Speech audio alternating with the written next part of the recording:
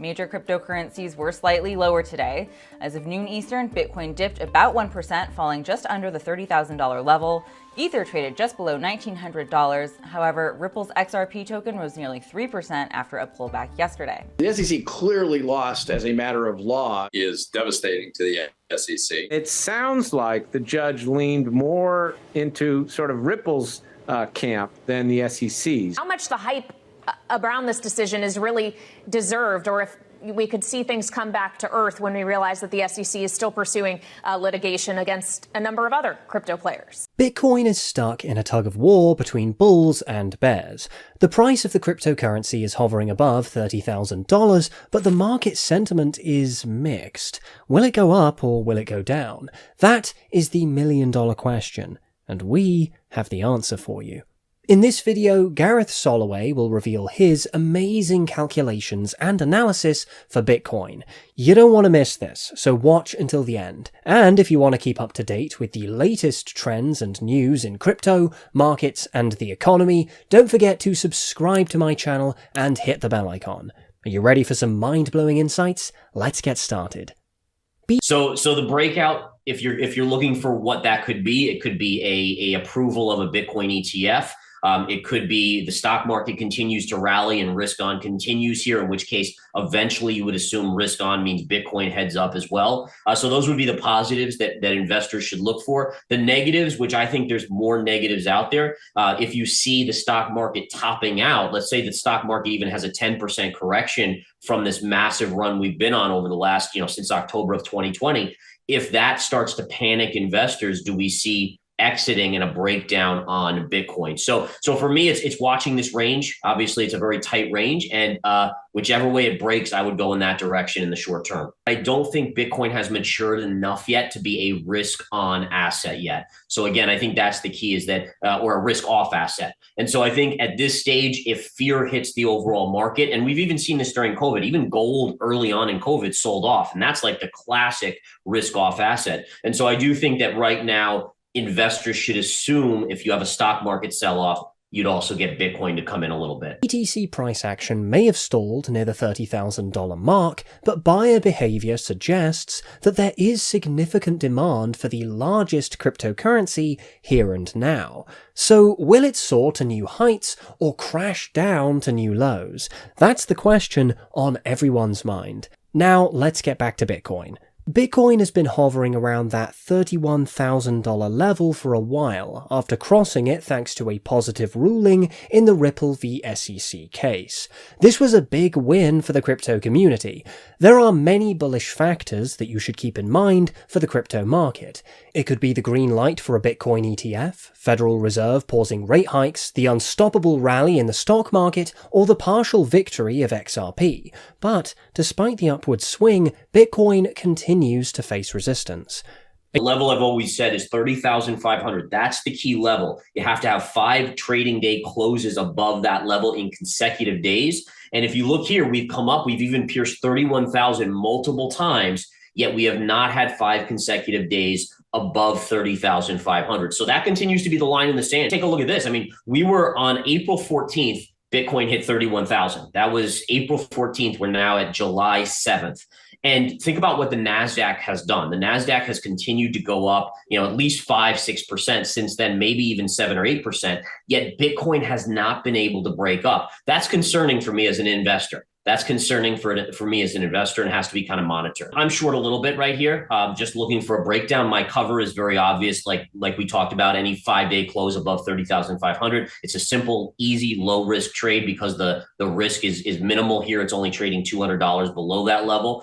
So for me, I'm a risky trader. That's what I do for a living. For the retail crowd, I would say sit on the sidelines and watch to see if we get above that 30,500 level for those days. And then if you want to hop on board to 35, I think that's open to do. Being safer is always the better plan in the investing world. It's people that try to 10x their money overnight or in a month that usually end up losing it. So again, everyone should stay within their zone. There's nothing wrong with waiting for the next consolidation. In fact, you could argue that it's making bullish consolidation right now, which could be setting up for the next move up. again, we have to see it get above that key level for that many days. If you're a marathon runner and you just ran a marathon, which is what a big move would be, and you need to take a rest, right? You need to refuel, you need to rest your body. If you only get 1 day of rest and then they say, go run another marathon, it's kind of hard to do.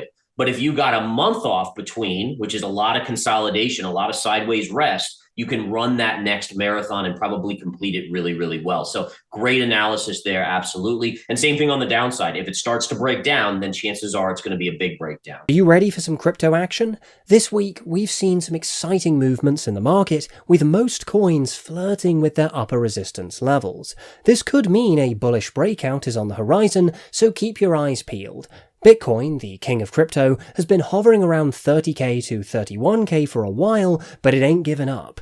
It's testing the waters near the top of its range, looking for a chance to soar. But there's a catch. Bitcoin needs to prove itself by staying above $30,500 for 5 consecutive days. That's the key to unlocking the next level of $35,000. If it can do that, you might want to hop on board and enjoy the ride. If not, brace yourself for a steep fall. The market indicators are in favor of Bitcoin right now, as long as it holds above the $30,000 mark. If the bulls can keep up the momentum, we could see a bullish rally.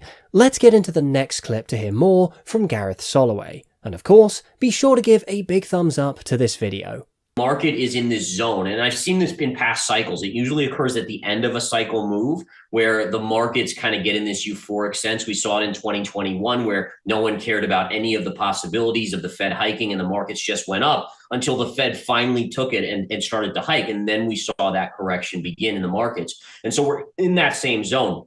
I think risks that the markets are ignoring. You have China with Taiwan.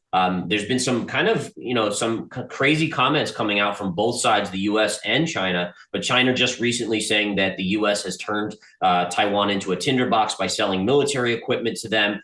Then you have obviously the comments from Biden, accusing Xi of being a dictator that didn't go over well, and some vice versa tit for tat in terms of trade stuff. So I think that's a factor that we have to keep an eye on. I think the bigger one for me is the macro data, right?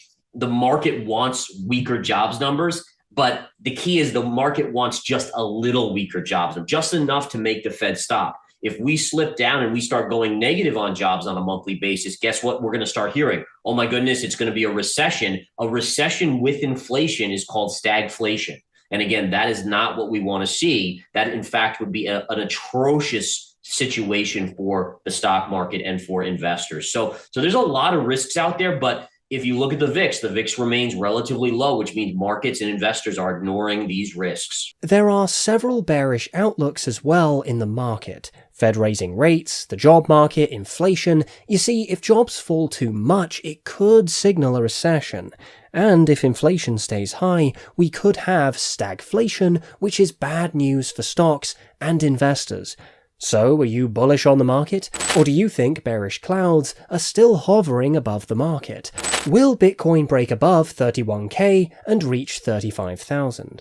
Or will it sink below 30,000? Let me know your thoughts in the comment section below. And of course, don't forget to subscribe to my channel for more updates on crypto and the economy. Also, be sure to give a big thumbs up to this video. Thanks for watching, and we'll see you in the next one. Adios.